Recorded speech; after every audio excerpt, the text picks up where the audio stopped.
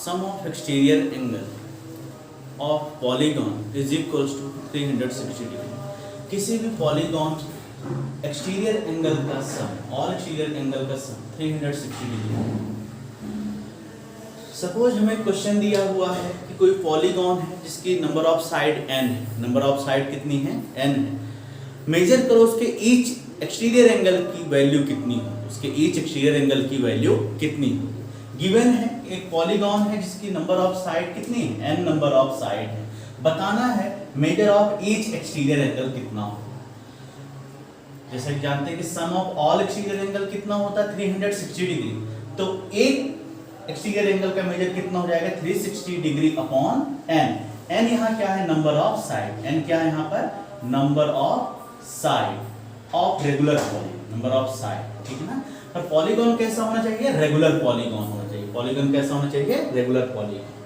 अगर दिया हुआ है if each exterior angle of regular polygon x degree, यहाँ पर एंगल हमने दे के रखा है, एंगल दे के रखा कि किसी भी पॉलीगॉन के ईच एक्सटीरियर एंगल का मेजर्स कितना है? x डिग्री है। तो हमें फाइंड आउट करना है कि उस पॉलीगॉन की कितनी टोटल नंबर ऑफ साइड होंगी, ठीक है। गिवन क्या दिया हुआ है? ईच एक्सटीरियर एंगल दिया हुआ है। क्या दिया हुआ है? Each exterior angle. फाइंड क्या करना है हमें?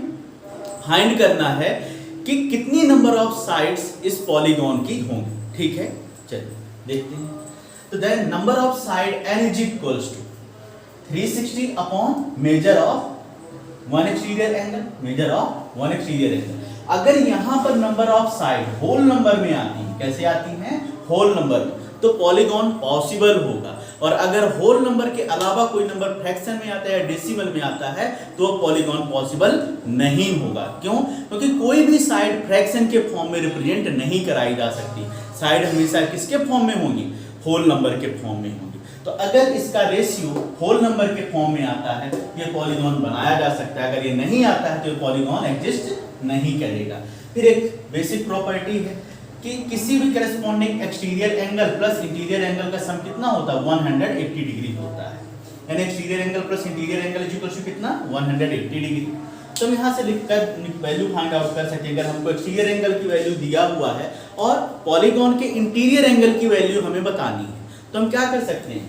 इंटीरियर एंगल में को निकालने फाइंड करने के लिए 180 में से एक्सटीरियर एंगल को माइनस कर देंगे तो हमें इंटीरियर एंगल्स की वैल्यू मिल जाएगी।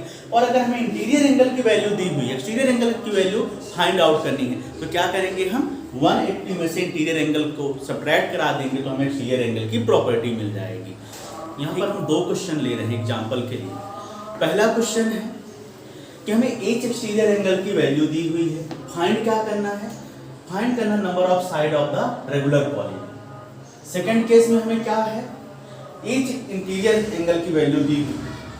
फाइंड क्या करना है? Number of side of regular polygon. एक बार एक्सटीरियर एंगल से हमको पॉलीगॉन की साइड फाइंड आउट करना और एक बार हमें इंटीरियर एंगल से रेगुलर पॉलीगॉन की साइड फाइंड आउट करना, ठीक है। चलिए देखते हैं कैसे फाइंड आउट करते हैं।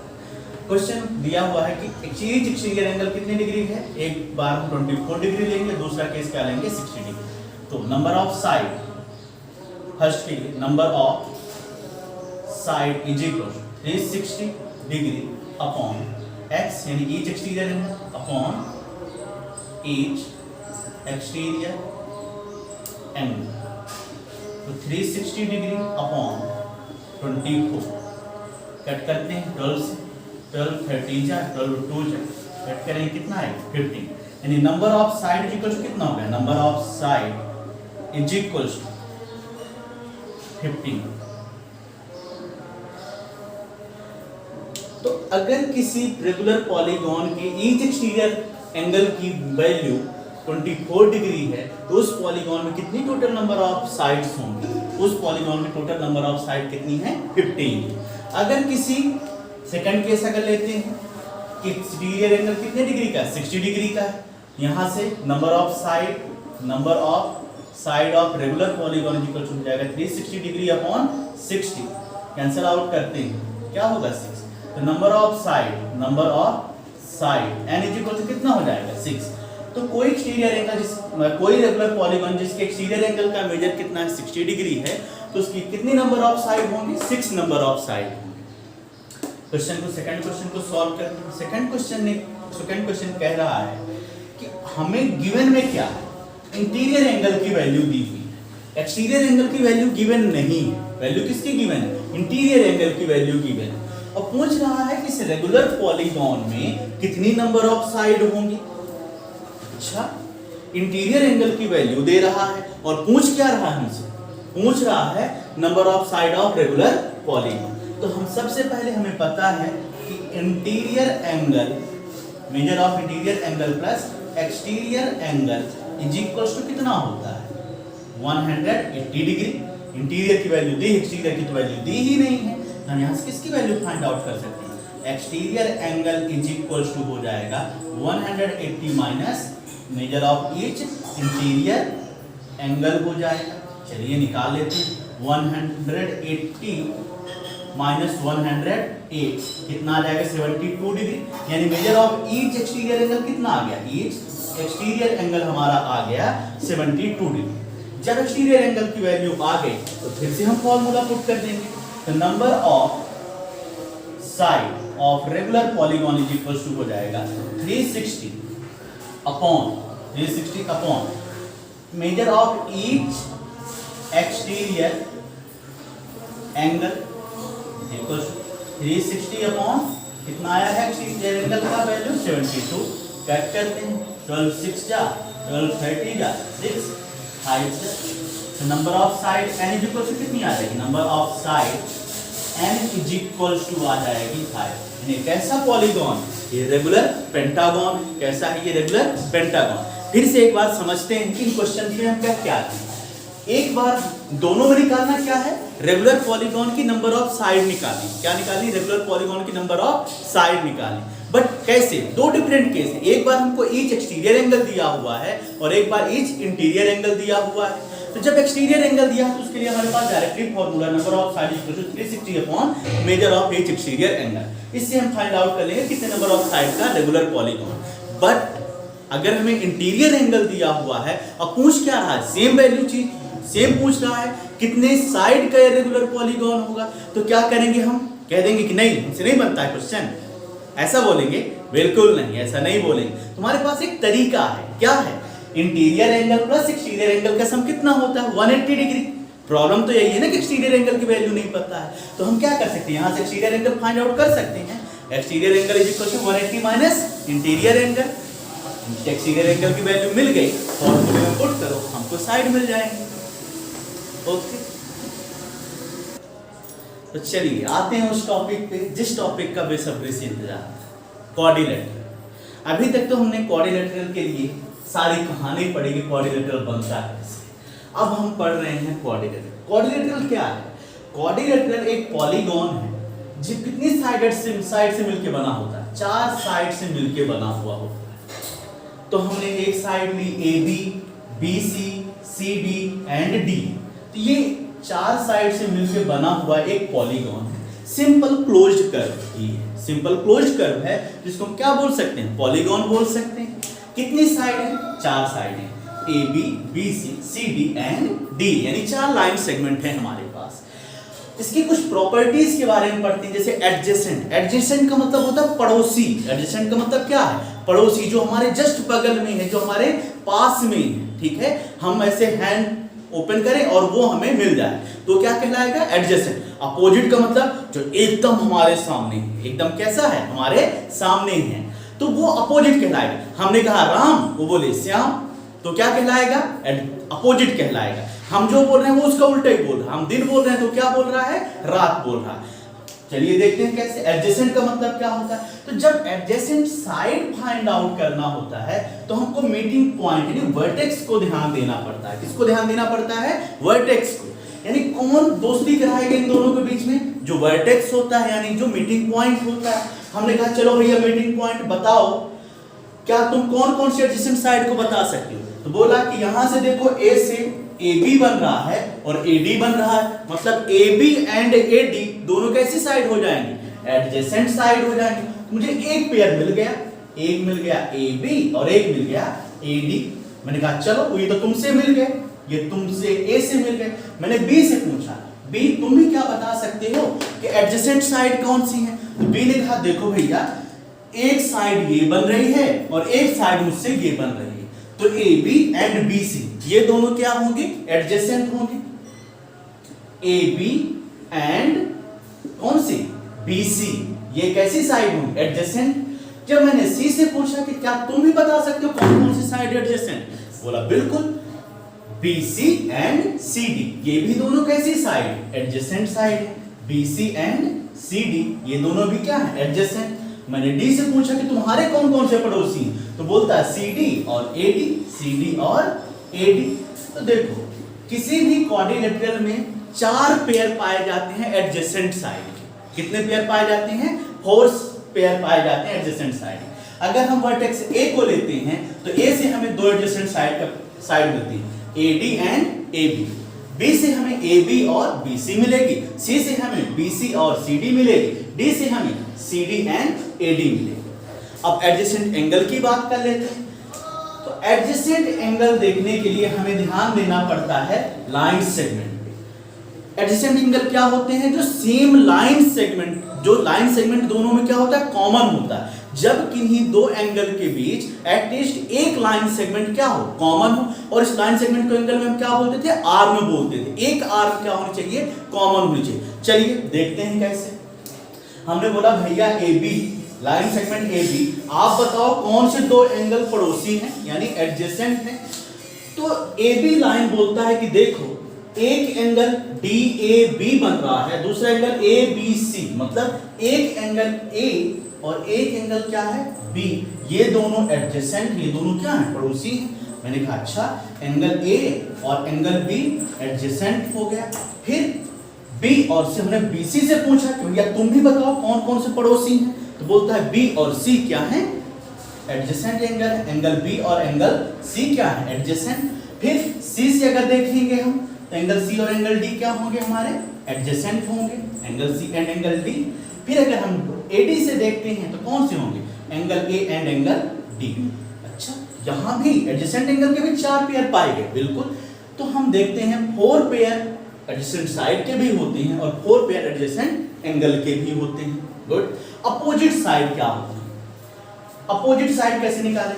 ए बी के सामने देखो कौन बैठा है? ए बी के सामने एकदम गुस्से से कौन देख रहा है? सी डी देख रहा है, एकदम गुस्से से बैठा हुआ। तुम यहां हो, मैं ऊपर हूं, काश मैं नीचे होता तुम ऊपर होते, है ना? तो जो एकदम अपोजिट है वो क्या कहलाती है? Opposite side. बीसी का अपोजिट कौन हो जाएगा? एडी हो जाएगा। एडी का अपोजिट बीसी, बीसी का अपोजिट एडी, एबी का सीडी, सीडी का एबी। तो एबी की अपोजिट साइड कौन सी होगी? एबी की अपोजिट साइड हो गई हमारी सीडी। और बीसी की अपोजिट साइड कौन सी हो जाएगी? एडी। बीसी की अपोजिट साइड कौन सी हो जाएगी? एडी। बात करते हैं एंगल की। तुम देखा ए बी सी और ये डी, ये इंटीरियर एंगल है सारे। एंगल ए के सामने कौन सा है? एंगल ए का एडजेसेंट एंगल डी भी है, एंगल ए का एडजेसेंट एंगल बी भी है। देखो एडजेसेंट में ए बी भी लिखा था हमने, ए डी भी लिखा था, तो ये दोनों तो हो नहीं सकते। तो अपोजिट कौन होगा? जो पड़ोसी के अलावा होगा, यही है एंगल सी। ए का अपोजिट एंगल कौन होगा? Angle C. और बी का अपोजिट एंगल कौन सा होगा? Angle D. तो एंगल ए के सामने कौन सा एंगल है? एंगल सी है। और एंगल बी के सामने कौन सा एंगल है? Angle D. तो ये दोनों पेयर कैसे होंगे? ये अपोजिट एंगल के पेयर होंगे। दोनों पेयर किसके हो जाएंगे? अपोजिट एंगल के पेयर हो जाएंगे। ये काइंड ऑफ क्वाड्रिलेटरल। तो क्वाड्रिलेटरल 3 टाइप के होते हैं। कितने टाइप के होते हैं? 3 टाइप्स के होते हैं। पहला पैरेललोग्राम, ट्रेपेजियम एंड काइट। तो पैरेललोग्राम क्या होता है? तो पैरेललोग्राम से समझ में आ रहा है कि यहाँ कुछ पैरेलल है। क्या है? कुछ पैरेलल है। क्या पैरेलल है? यहाँ अपोजिट साइड, अपोजिट कौन साइड कौन कौन सी है? ए बी सी डी और B C and A D. तो यहाँ ऐसा क्वाड्रिलेटरल जिसकी both pair of opposite side क्या हो? Parallel. Both pair of opposite sides क्या हो? पैरेलल हो। यानी कोई ऐसा क्वाड्रिलेटरल जिसमें दोनों पेयर ऑफ अपोजिट साइड क्या हो? पैरेलल। यानी ए बी पैरेलल हो सी डी के और बी सी पैरेलल हो किसके? ए डी को। कैसे लिखते हैं तो? ए बी पैरेलल का साइन ऐसे लिखा जाता है, ठीक है? ए बी पैरेलल किसके हो? सी डी के। दोनों अपोजिट साइड, दोनों क्या है? पैरेलल है। दूसरा बी सी पैरेलल हो किसके? ए डी के।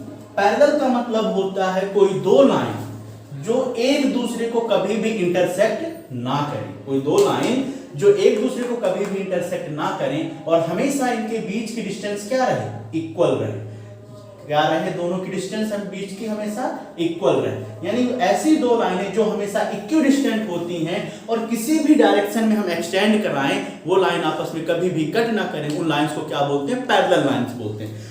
तो पैरेललोग्राम बोलता है कि पैरेललोग्राम एक स्पेशल टाइप ऑफ क्वाड्रिलेटरल है जिसकी दोनों पेयर ऑफ अपोजिट साइड क्या होती है, पैरेलल होती है।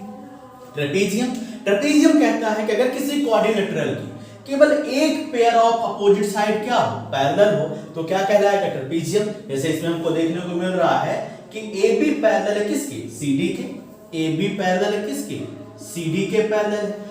अगर AD और BC को हम आगे बढ़ाएंगे तो ये दोनों लाइन आपस में जाके कहीं ना कहीं किसी पॉइंट पे कट कर देंगे, तो AD और BC आपस में पैरेलल नहीं है, केवल एक पेयर है साइड का पैरेलल, कौन सा, AB and CD, AB and CD। तो AB पैरेलल है किसके, CD। काइट में कोई साइड पैरेलल नहीं होती है, काइट की जो एडजेसेंट साइड होती है, एडजेसेंट साइड का दो पेयर इक्वल होता है, क्या होता है, in which two pair of adjacent side are equal. कौन सी एडजेसेंट साइड, कोई बच्चा बोलता सर आप ए से बताइए, नहीं ऐसा नहीं है। एडजेसेंट साइड, टॉप की दोनों साइड आपस में इक्वल होंगे, जो ब्लैक से बनी वो दोनों इक्वल हैं, और AB and BC equal, AB and BC, AB किसके इक्वल है, BC के इक्वल है, और AD किसके इक्वल है, CD के इक्वल। यानी दो एडजेसेंट साइड का पेयर आपस में क्या है, इक्वल। अगर कोई क्वाड्रिलेटरल जिसके दो एडजेसेंट साइड का पेयर क्या हो, इक्वल, उसे क्या बोलते हैं, काट। यानी इसमें क्या लिख सकते हैं, AD is equals to CD and AB is equals to BC। Parallelogram पता है क्या होता है, कि ऐसा क्वाड्रिलेटरल है इनकी अपोजिट साइड्स के पेयर क्या होते हैं, पैरेलल। यानी हम लिख सकते हैं AB parallel to CD and BC parallel to AD। हम लोगों ने अभी कहा कि पैरेलल लाइन वो लाइंस होती हैं जिनके बीच डिस्टेंस हमेशा क्या होती है, इक्वल होती है, जिनके बीच डिस्टेंस हमेशा क्या होती है, इक्वल होती है। तो ध्यान से देखो, अगर हम दो पैरेलल साइड देखते हैं, कौन कौन सी, AB और CD, तो A से D तक की डिस्टेंस अगर सपोज x है, सपोज इस डिस्टेंस को क्या मान लेते हैं, x, तो B से C के बीच की भी डिस्टेंस कितनी होनी चाहिए, x होनी चाहिए। क्यों, क्योंकि ये दोनों लाइंस को हम क्या ले रहे हैं, इन दोनों लाइंस को हम पैरेलल ले रहे हैं। अगर ये दोनों लाइन पैरेलल हैं तो इनके बीच में किसी भी पॉइंट पे हम लाइन ड्रॉ करें, यानी इनके बीच की डिस्टेंस हमेशा क्या होगी, इक्वल होगी, डिस्टेंस हमेशा क्या होगी, इक्वल। इसका मतलब है BC इक्वल किसके होगा, AD के, BC इक्वल टू किसके होगा, AD। हम लिखते हैं यहां BC is equal to AD। अब अगर हम यहीं पर अगर हम क्या लेते हैं, अब पैरेलल ले रहे हैं AD और BC, अगर ये दोनों लाइन पैरेलल हैं तो इनके बीच की डिस्टेंस हमेशा क्या होगी, इक्वल होगी। यानी AB पर इक्वल किसके होगा, CD के होगा, AB किसके इक्वल होगा, CD की। तो पैरेललोग्राम की जो पहली प्रॉपर्टी आती है वो कहता है कि जो पैरेललोग्राम की अपोजिट साइड्स होती हैं, अपोजिट साइड होती हैं, वो कैसी होती हैं, इक्वल होती हैं। और हमें पता है कि अपोजिट साइड कौन सी है, AB की अपोजिट साइड CD है और BC की अपोजिट साइड AD है। यानी AB किसके इक्वल होगी, CD के इक्वल होगी, और BC किसके इक्वल होगी, AD के इक्वल होगी। किसके इक्वल होगी, AD के। यानी BC is equals to AD है और AB इज इक्वल टू किसके होगा, CD के। सेकंड प्रॉपर्टी इसकी कहती है पैरेललोग्राम, क्योंकि जो अपोजिट एंगल्स भी होते हैं वो भी आपस में क्या होते हैं, इक्वल। यानी एंगल A किसके इक्वल होगा, एंगल C के इक्वल होगा, और एंगल B किसके इक्वल होगा, एंगल D के इक्वल होगा। एंगल B किसके इक्वल होगा, एंगल D के। यानी angle A is equals to angle C and angle B is equals to angle D। फिर नेक्स्ट अगली प्रॉपर्टी कहती है कि किसी भी पैरेललोग्राम के एडजेसेंट एंगल का सम कितना होता है, सप्लीमेंट्री। सप्लीमेंट्री मतलब 180 डिग्री। इसका मतलब क्या है, 180 डिग्री। किसी बच्चे ने कहा सर इसका मतलब ये है angle A plus angle B is equal to 180 degree. मैंने कहा बिल्कुल सही कह रहे हो आप। दूसरा बच्चा बोलता है sir angle A plus angle D भी तो 180 हो सकता है। बिल्कुल हो सकता है, क्योंकि ए और डी भी कैसा सप्लीमेंट्री एडजेसेंट एंगल है। कोई बच्चा बोलता है सर एंगल बी और एंगल सी भी तो हो सकता है। बिल्कुल हो सकता है। Angle B plus angle C equal to कितना होगा 180 डिग्री। यानी जितने भी एडजेसेंट एंगल आपको पता है उन सब का सम किसके डिग्री इक्वल होगा 180 डिग्री के इक्वल होगा। तो पैरेललोग्राम की थर्ड प्रॉपर्टी कहती है इसके एडजेसेंट एंगल का सम हमेशा क्या होता है सप्लीमेंट्री होता है। अगर आप इसके एडजेसेंट एंगल का सम निकालोगे तो हमेशा किसके इक्वल आएगा 180 डिग्री की आएगा। लास्ट इसकी प्रॉपर्टी है, कहता है कि अगर दो डायगोनल्स ड्रॉ किए जाए, पता है डायगोनल कैसे ड्रॉ करते हैं, अपोजिट वर्टेक्स को ज्वाइन करने वाली लाइंस को हम क्या बोलते हैं डायगोनल्स बोलते हैं। अपोजिट वर्टेक्स को ज्वाइन करने वाली लाइन को क्या बोलते हैं डायगोनल। देखो दोनों डायगोनल, एक डायगोनल हमने AC बनाया, दूसरा डायगोनल हमने BD बनाया, ये किसी पॉइंट पे कट कर रहे हैं, यानी एक पॉइंट पे क्या कर रहे हैं दोनों इंटरसेक्ट कर दे रहे हैं, एक दूसरे को काट दे रहे हैं। इस पॉइंट को हम O मान लेते हैं। तो पैरेललोग्राम कहता है कि जो हमारे डायगोनल हैं वो एक दूसरे को बाइसेक्ट करते हैं, एक दूसरे को क्या करते हैं बाइसेक्ट करते हैं, यानी बराबर बराबर पार्ट में डिवाइड करते हैं। Suppose AC is equal to कितना, diagonal AC is equal to अगर 2x हो, कितना हो इसकी लेंथ 2x है और BD की कितनी है लेंथ 2y है, तो AO कितना हो जाएगा x और OC कितना हो जाएगा ये भी x हो जाएगा। यानी AO इज इक्वल टू किसके हो जाएगा OC के और BO इज इक्वल टू किसके हो जाएगा OD के। और अगर दोनों को ज्वाइन कर दें x प्लस x कितना हो जाएगा 2x हो जाएगा। यानी diagonal of parallelogram bisect each other का मतलब है AO is equals to OC, BO is equals to OD, AO is equals to OC और BO is equals to OD।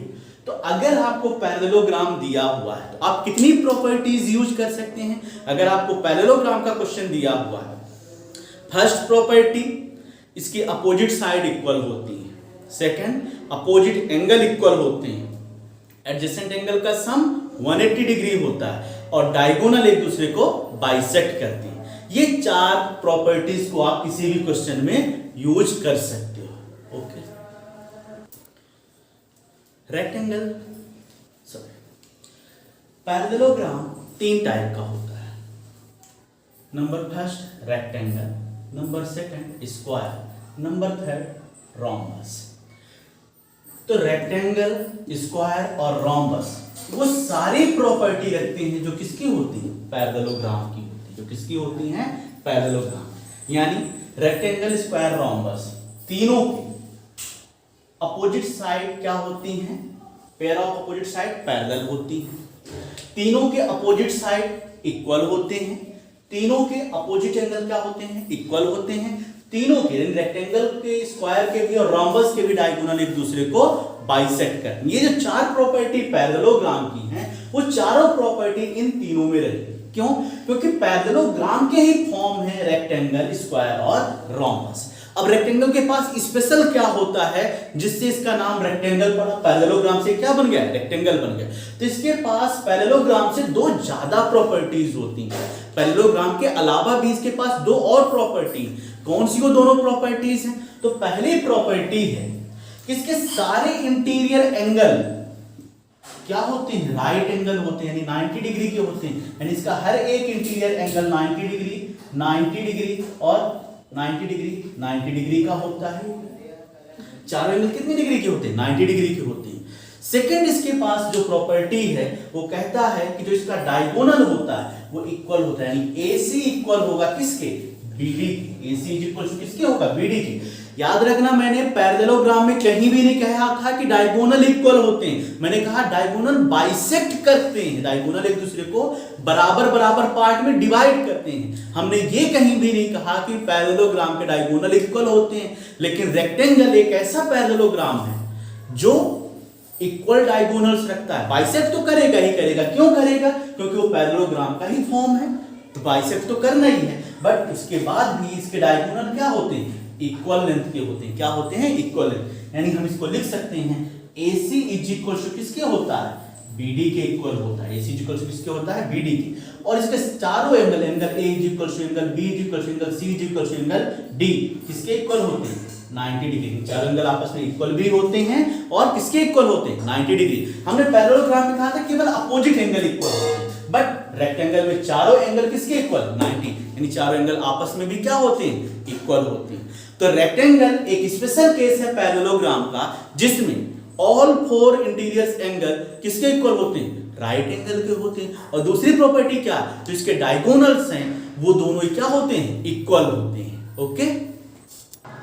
Square, square एक स्पेशल काइंड ऑफ रेक्टेंगल है। Square क्या है? एक special type of rectangle, एक special type of rectangle है जिसकी दोनों एडजेसेंट साइड क्या होती है? इक्वल होती है। यानी कहने का क्या मतलब है? एडजेसेंट साइड यानी ए बी और बी सी ये दोनों आपस में क्या है? इक्वल है। सी डी और ए डी भी आपस में क्या है? इक्वल। तो स्क्वायर एक स्पेशल काइंड ऑफ रेक्टेंगल है जिसकी एडजेसेंट साइड क्या होती हैं? इक्वल्स होती हैं। एडजेसेंट साइड क्या होती हैं? इक्वल। स्क्वायर पैरेललोग्राम का ही एक फॉर्म है। पैरेललोग्राम की सारी प्रॉपर्टीज अपने पास रखेगा, साथ ही साथ किसकी भी प्रॉपर्टी रख रहा? रेक्टेंगल की भी प्रॉपर्टीज यूज करेगा। तो कुछ स्क्वायर की प्रॉपर्टीज हम देखें। पहला, all interior angle of square are right angle. ठीक है, रेक्टेंगल में भी था तो स्क्वायर रेक्टेंगल का ही एक स्पेशल केस है। तो सारे एंगल इक्वल होंगे और सारे एंगल की वैल्यू किसकी इक्वल होगी? 90 डिग्री के इक्वल होगी। ठीक है, first property. The diagonals of square are equal, बिल्कुल होगी क्योंकि डायगोनल्स ऑफ रेक्टेंगल भी क्या है? इक्वल है। तो स्क्वायर के भी डायगोनल क्या होंगे? इक्वल होंगे। यानी AC इज इक्वल टू किसके होगा? BD के होगा। बट अब जो नेक्स्ट प्रॉपर्टी मिली, the adjacent side, two adjacent side of rectangle are equal. अगर ये इक्वल हो जाता है तो स्क्वायर की सारी साइड क्या हो जाएंगी? इक्वल। जैसे अगर AB AD के इक्वल हो गया, AB AD के इक्वल हो गया तो रेक्टेंगल कहता है अपोजिट साइड क्या होती है? इक्वल। तो AD किसके इक्वल हो जाएगा? BC के इक्वल। मतलब AB किसके इक्वल हो गया? BC के। ठीक है, और AB किसके इक्वल है? CD के। तो CD किसके इक्वल हो जाएगा? BC के। यानी सारी साइड क्या हो जाएंगी? इक्वल।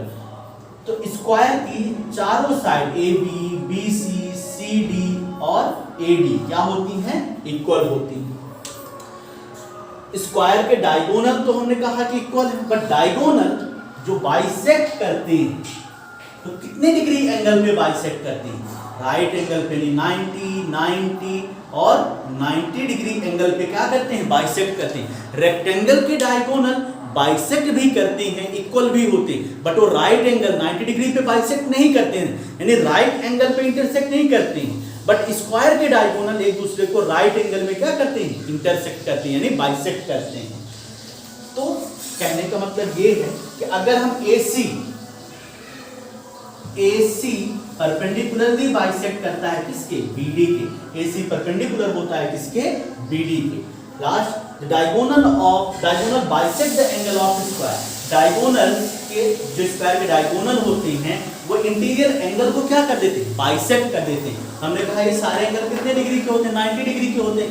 यानी ये हाफ यानी 45 यानी डायगोनल AC एंगल A को भी बाइसेक्ट करेगा, एंगल C को भी बाइसेक्ट करेगा। यानी ये पार्ट 45 का और ये पार्ट भी कितना हो जाएगा? 45 का। ये पार्ट भी कितना हो जाएगा? 45 डिग्री का और ये पार्ट भी कितना हो जाएगा? 45 डिग्री। सिमिलरली BD भी क्या करेगा? इन एंगल्स को दो इक्वल पार्ट में डिवाइड करेंगे। दोनों कितने डिग्री के हो जाएंगे? 45 डिग्री के हो जाएंगे। कितने के हो जाएंगे? 45 डिग्री की। तो हम यहाँ पर 5 प्रॉपर्टीज देख रहे हैं स्क्वायर। पहला, स्क्वायर के सारे एंगल इक्वल होते हैं और राइट एंगल होते हैं। दूसरा, डायगोनल्स इक्वल होते हैं। डायगोनल बाइसेक्ट करते हैं या इंटरसेक्ट करते हैं राइट एंगल पे। डायगोनल एंगल को क्या करता है? बाइसेक्ट करता है। यानी डायगोनल AC एंगल A को भी दो इक्वल पार्ट में डिवाइड करता है और एंगल C को भी क्या करता है? दो बराबर पार्ट में डिवाइड करता है। सिमिलरली BD भी क्या करेगा? एंगल B को दो इक्वल पार्ट में डिवाइड करेगा और एंगल D को भी क्या करेगा? दो इक्वल पार्ट में डिवाइड करेगा। और इसकी चारों साइड क्या होती हैं? इक्वल होती हैं। स्क्वायर की एक और डेफिनेशन होती है, बट अभी हमने रोम्बस नहीं पढ़ा। रोम्बस इसके बाद हम लोग पढ़ने वाले हैं। क्या होती है? स्क्वायर एक स्पेशल टाइप ऑफ रोम्बस भी होता है। जिसका एक एंगल एटलीस्ट वन एंगल क्या हो जाए 90 डिग्री हो जाए। और अभी आप समझोगे कि एटलीस्ट वन में क्यों कह रहा हूँ, क्योंकि रोम्बस भी क्या है पैरेललोग्राम का फॉर्म है। अगर एक एंगल इक्वल 90 के हुआ तो चारों एंगल किसके हो जाएंगे 90। और रोम्बस एक स्पेशल टाइप ऑफ पैरेललोग्राम है जिसकी चारों साइड तो इक्वल होती है बट चारों एंगल 90 डिग्री के इक्वल नहीं होते।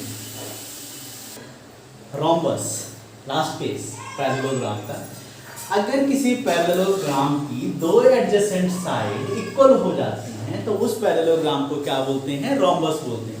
यानी पैरेललोग्राम की जो पड़ोसी साइड्स हैं अगर वो क्या हो जाएं, इक्वल हो जाएं, तो उसको क्या बोलेंगे हम, रोम्बस बोलेंगे। उसे क्या बोलेंगे, रोम्बस। ठीक है, जब एडजेसेंट साइड इक्वल हो गई तब रोम्बस की सारी साइड क्या होती है, equal. AB equals to BC equals to CD equals to AD। एक बच्चा बोलता है सर स्क्वायर की भी तो चारों साइड इक्वल होती है। बिल्कुल, रोम्बस की भी चारों साइड इक्वल होती हैं और स्क्वायर की भी चारों साइड इक्वल होती हैं। अपोजिट एंगल वो तो इक्वल होंगे क्योंकि ये पैरेललोग्राम है। लेकिन अगर हम कहें अंतर क्या है स्क्वायर इसमें कि angle A, angle B, angle C और एंगल D में से कोई भी एंगल 90 डिग्री के इक्वल नहीं होता, इसका कोई भी एंगल राइट एंगल नहीं होता।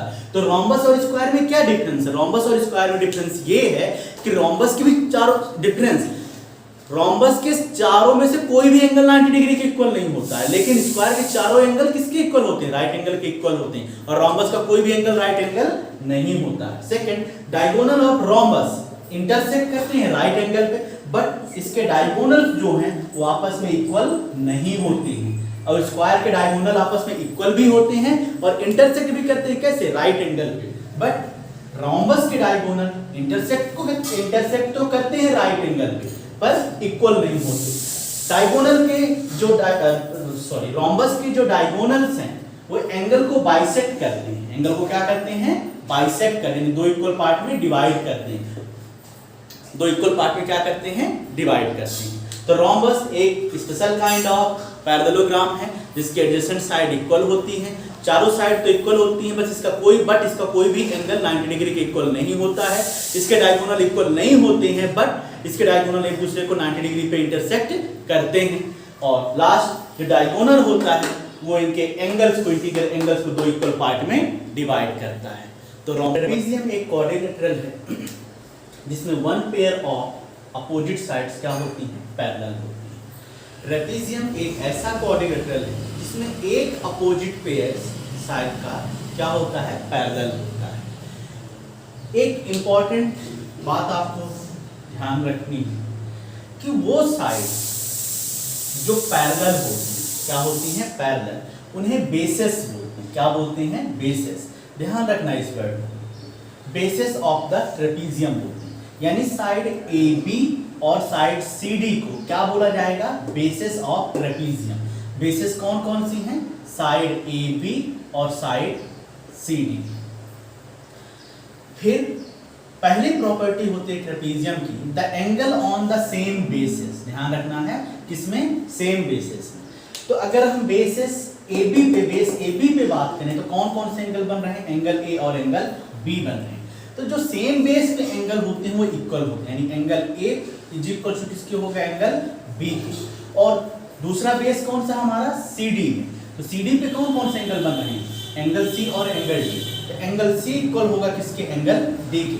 ध्यान रखना है कोई पैरेललोग्राम नहीं कि आप पैरेललोग्राम पढ़ रहे हो तो आपको अपोजिट साइड बस याद है, नहीं बेटा, ये पैरेललोग्राम का केस नहीं है। क्वाड्रिलेटरल हमने पढ़ा था, क्वाड्रिलेटरल तीन टाइप के होते हैं, पैरेललोग्राम, ट्रेपेजियम एंड काइट। तो ये सेकंड टाइप ऑफ क्वाड्रिलेटरल है जिसका एक पेयर ऑफ अपोजिट साइड क्या पाया जाता है, पैरेलल पाया जाता है।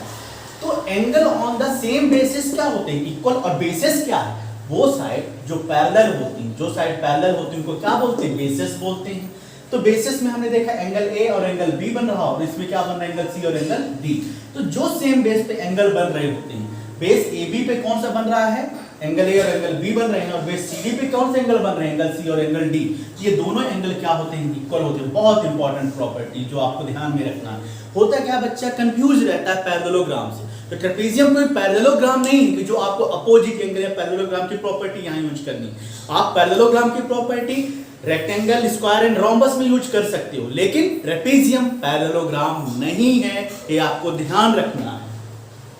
Diagonals are equal. ट्रेपीजियम के डायगोनल भी क्या होते हैं, इक्वल होते हैं। ट्रेपीजियम के डायगोनल भी क्या होते हैं, इक्वल होते हैं। यानी AC इज इक्वल टू किसके होगा, BD के इक्वल होगा। AC इज इक्वल टू किसके होता है, BD के इक्वल होता है। अब ध्यान रखिए, आपने पढ़ा था पैरेललोग्राम के एडजेसेंट एंगल का सम कितना होता था, 180 डिग्री होता था। बट यहाँ ऐसा नहीं होने वाला है। क्यों? आपने कह दिया कि A और B दोनों एंगल इक्वल होते हैं। अगर A 60 डिग्री के तो B भी कितने का होगा, 60 डिग्री। तो 60 प्लस 60 120 होगा, 180 तो हो नहीं सकता है। तो क्या एडजेसेंट एंगल की प्रॉपर्टी यहाँ यूज हो सकती, नहीं हो सकती। क्यों? क्योंकि वो पैरेललोग्राम की प्रॉपर्टीज थी। तो ट्रेपीजियम में क्या होता है, ये दोनों साइड पैरेलल है। पैरेलल साइड में अगर कोई हम ट्रांसवर्सल ड्रॉ करें तो ट्रांसवर्सल के एक साइड के एंगल का सम कितना होता है, 180 डिग्री। तो angle A plus D, angle A plus angle D का सम कितना होगा, 180 डिग्री होगा। और एंगल B प्लस C का वैल्यू कितना होगा, 180 डिग्री होगा। तो ध्यान रखना है, यहाँ angle A plus angle B is not equals to 180 degree मैं लिख के दे रहा हूँ, जरूरत तो नहीं थी। Angle A plus B is equals to क्या है, नॉट इक्वल्स टू 180 डिग्री। और angle B plus angle C plus angle D is also not equals to 180 degree. क्यों नहीं होगा? क्योंकि अगर आप इनको इक्वल कराओगे तो ये क्या हो जाएगा, angle A plus angle B is equals to हो सकता है 2 टाइम्स एंगल A और 2 टाइम्स एंगल B हो सकता है। Angle C plus angle D क्या हो सकता है, या तो आप 2 टाइम्स एंगल C लिख दीजिए या तो आप 2 टाइम्स एंगल D लिख दीजिए। बट ये 180 डिग्री के इक्वल नहीं होंगे। तो यहाँ angle A plus angle D is equal to 180 degree होगा। Angle B plus angle C is equal to कितना होगा, 180 डिग्री होगा। तो ये क्या है, ट्रेपीजियम। हमने क्या पढ़ा ट्रेपीजियम में, ट्रेपीजियम की जो साइड्स पैरेलल होती हैं, जो साइड क्या होती है, पैरेलल होती हैं, उनको बेसिस बोला जाता है। क्या बोलते हैं हम, बेसिस बोलते हैं। और बेसिस में जो एंगल बनते हैं, बेसिस में जो क्या बनते हैं, एंगल बनते हैं, वो क्या होते हैं, इक्वल मेजर्स के होते हैं। और जो डायगोनल्स होते हैं ट्रेपीजियम के, वो क्या होते हैं, हमेशा इक्वल होते हैं। जो नॉन पैरेलल साइड में एंगल्स बनते हैं, जो नॉन पैरेलल, अब देखो ये साइड इस साइड के पैरेलल नहीं है, ये side AD is not parallel to किसके, BC।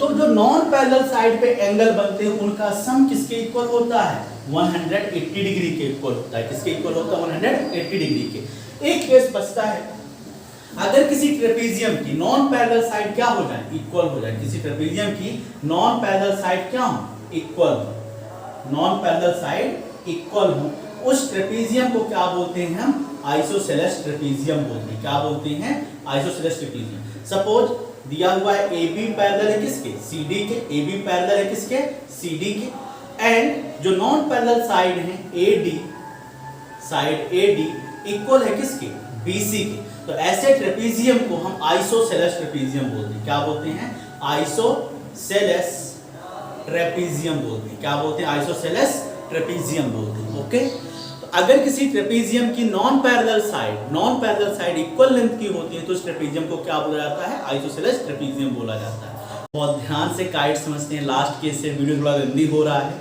तो समझ रहे हैं कि आपको समझ में चीजें अब नहीं आ रही, क्योंकि अब फिजिकली तो अटैच्ड है नहीं कि हम लोग समझ पाएँ, थोड़ा सा एंटरटेन कर पाएँ। तो थोड़ा बोरिंग जरूर हो गया, लंबा वीडियो हो गया, पर लास्ट टॉपिक है काइट, कोऑर्डिनेटर का। ध्यान से समझिए, बहुत इंपॉर्टेंट है, ठीक है ना, बहुत ही ज़्यादा इंपॉर्टेंट है। हम लोग हमेशा मिस करते हैं काइट को। तो देखते हैं काइट क्या होता है, कैसा कोऑर्डिनेटर। काइट एक ऐसा कोऑर्डिनेटर है जिसमें 2 पेयर ऑफ एडजेसेंट साइड क्या होती हैं, इक्वल होती है। कोई भी 2 पेयर्स ऑफ एडजेसेंट साइड आप क्या कर सकते हो, इक्वल कर सकते हो।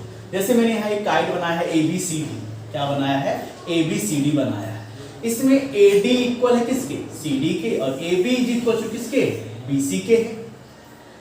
मेरा एक काइट है जिसमें हमने क्या देखा है, AD इज इक्वल टू मैंने बनाया है CD के, एक एडजेसेंट साइड का पेयर हो गया। दूसरा हो गया AB इज इक्वल टू किसके, BC।